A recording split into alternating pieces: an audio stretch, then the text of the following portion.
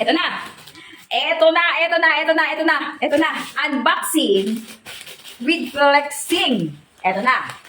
Ngayon mo sa akin sabihin na hindi mo ito kailangan. Ikaw, siguro hindi mo kailangan to. Ikaw mismo hindi mo kailangan. Pero baka ng anak mo, ng asawa mo, ng kapatid mo, ng nanay mo, ng tatay mo, baka kailangan nila to mga be. Ha? Kasi nga alam mo ba bakit? Tag-ulan na. Be, tag-ulan na. Pag wala ka pang ganito, mababasa ka. Bahala ka sa buhay mo. Payong?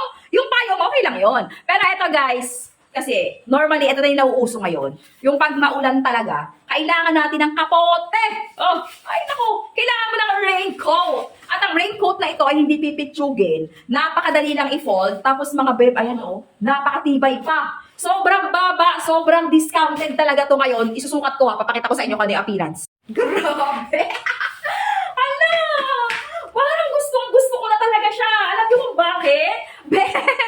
May pag-garter effect here na talagang hindi basta-basta mapapasukan ng tubig. Ayan o, may pag-garter effect dyan. Tapos guys, so, tingnan niyo naman. Grabe